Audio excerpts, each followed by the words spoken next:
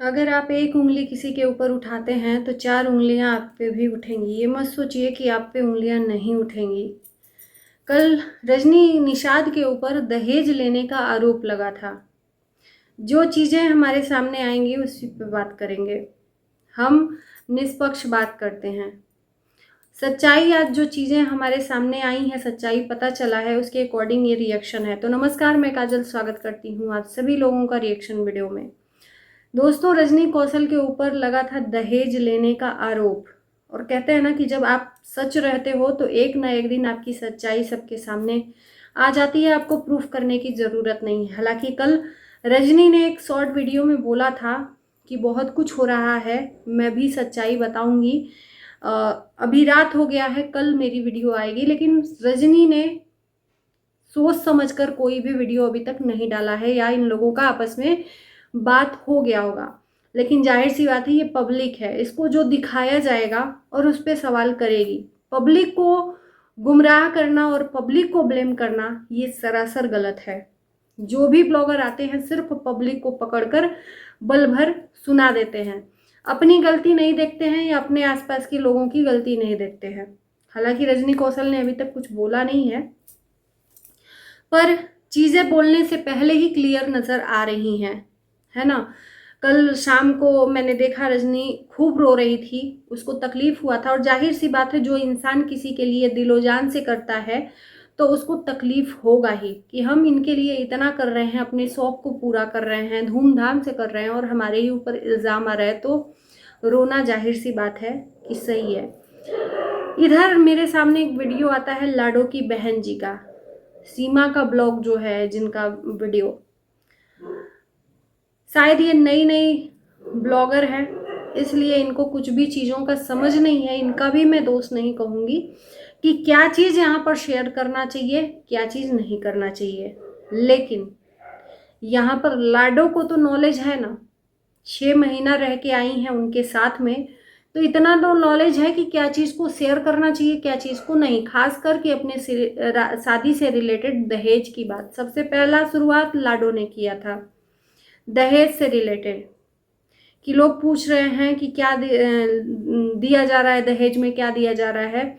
हमने किसी से पूछा नहीं है, लेकिन हम बता देते हैं कि बाइक दी जा रही है, चेन दी जा रही है और 50,000 कैश दिया जा रहा है। अगर इंसान अपनी खुशी से करता है ना, तो बताकर नहीं करता है, ढिढोरा पीट कर नहीं करता है। और यहाँ पर बकायदा दहेज का ढिढोरा पीटा गया अनुज की शादी में, और जिसके वजह से वहां पर विदाई की जो वीडियो है कहीं नहीं दिखेगी,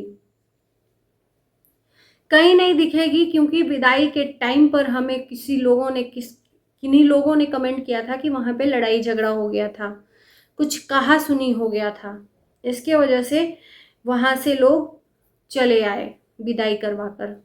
तो यहाँ पर जो लाडो हैं, लाडो की बहन जी हैं, इनकी वीडियो से फिर रात में वीडियो आया कि ये 50,000 कैश दहेज देने के लिए निकाल रहे हैं। उस पर माता जी की आंखों में आंसू था, भावुक थी, क्योंकि एक गरीब परिवार एक बेटी का शादी इस तरह से करता है, ये जो बेटी का शादी करता है वही जाने। बेटी की शादी और खेती खरीदना सबके बस की बात नहीं है ना। एक गरीब की भी बेटी होती है और एक अमीर की भी बेटी होती है। शादी दोनों का एक जैसा होता है, फर्क इतना है कि अमीर और गरीब का जो फासला है ये हो जाता है। अमीर पैसे खर्च करता है और गरीब नहीं कर पाता है। तो उस माँ की आंखों से छलका था आंसू कि मेरे पति भी नहीं है, मेरा आदमी नहीं है इस दुनिया में, किसी तरह से मेरी बेटियां और मेरा बेटा सहारा बन रहे हैं ये सब चीज़ करने की। सबसे पहली बात कि दहेज लेना भी और दहेज देना भी कानूनी अपराध है, और सोशल मीडिया पर तो बिल्कुल भी नहीं बताना चाहिए। वो आपस की बात आपकी होनी चाहिए। अगर दे भी रहे हैं, ले भी रहे हैं, तो बाकायदा इन्होंने कैश दिखाया। उसके बाद से बैक टू बैक इन्होंने 1-2 वीडियो डाली। जूता चोराई में अनुज ने 20,000 रुपये मांग की थी तो नहीं दिए, 10,000 भी दे देते, 3 लाख रुपया ले लिया तो कम से कम 10,000 निकाल देते। जूता चोराई तो जाहिर सी बात है कि जनता जो देखेगी, जनता वही बोलेगी। यहाँ पे जनता को बोलना बेवकूफ़ी है। पहले अपनी चीज़ों को समेटिए, जो आपने रायता फैलाया है जनता ने देखा वही बोला। चाहे वो रजनी निषाद हो, रजनी निषाद को ही ज़्यादा नफरत मिली इन्हीं बहन जी के वीडियो से। इन्होंने ही बोला कि इतना इतना हम दे रहे हैं, वो भी आंखों में आंसू लेकर। अगर खुशी के होते तो इतना आंखों में आंसू नहीं आता। जूता चुराई नेग नहीं मिला तो इन्होंने मलाल मजाक मजाक में वीडियो बना दिया। शायद इनको नहीं पता, इनको दोष नहीं देंगे क्योंकि ये नई नई ब्लॉगर हैं, इनको नहीं पता था कि इनका बात और वीडियो बनाना भारी पड़ जाएगा। बाद में इन्होंने वो वीडियो भी डिलीट कर दी थी। वो वीडियो डिलीट कर दी है। मुझसे लोग पूछ रहे हैं वो वीडियो कहाँ है, तो इन्होंने वीडियो तो डिलीट कर दी है, पर कुछ लोगों ने उसको डाउनलोड करके अपने चैनल पे अपलोड किया है। फिर उसके बाद से इनका ब्लॉग मैंने देखा पूरा। ब्लॉग में डिटेल में इन्होंने बताया है कि ये 50,000 की गड्डी अपने माता जी को पकड़ा रही हैं और कह रही है कि ये लाडो को मैं अपने तरफ से दहेज दे रही हूँ। अपने तरफ से दहेज देने का मतलब ये अपनी खुशी से उसको दहेज दे रही हैं, बकायदा सोशल मीडिया पर दिखाकर। लोगों को तो आप गलत संदेश दे रहे हो ना। आपको शायद नहीं पता है कि ये चीज़ दूसरे के ऊपर भारी पड़ सकता है। तो इन्होंने बकायदा दिखाया कि ये दहेज दे रहे हैं हम अपने तरफ से, और साथ ही साथ अफसोस भी उस वीडियो में है। अफसोस भी है कि इनके पिताजी नहीं है और ये बहन मिलकर, पति पत्नी मिलकर और दोनों बहन मिलकर या एक भाई मिलकर, मतलब 2-3 जने जो भी लाडो की शादी किए हैं, ये लोग मिलकर किसी तरह से उसकी शादी कर रहे हैं क्योंकि लाडो छोटी है। आपने तो अपनी खुशी से दे दिया और कर दिया, बकायदा उसका ढिढोरा पीटकर सोशल मीडिया पर। अब उसका इफेक्ट जो रजनी कौशल के ऊपर पड़ा, इसका अंजाम आपको नहीं पता था। कैश क्यों देना था आपको? आखिर में कैश क्यों देना था? अपनी खुशी से कुछ और भी दे सकते थे उनको, गहना बनवा कर दे देते लाडो को। कैश तो देना जरूरी नहीं था।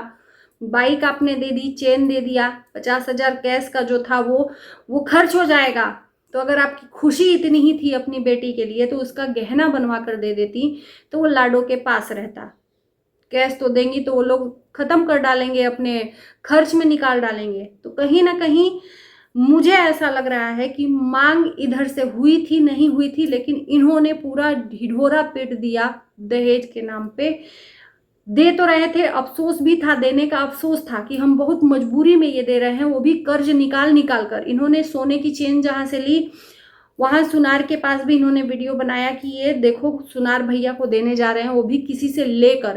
तो इन सब चीज़ों का एक गलत इफेक्ट पड़ता है कि शायद रजनी कौशल ने मांगने का प्रेशर दिया है या उधर से मांग हुई है, तभी इतना मजबूरी बस इन लोगों ने बाइक, सोने की चेन और 50,000 कैश इंतजाम करके दिया है।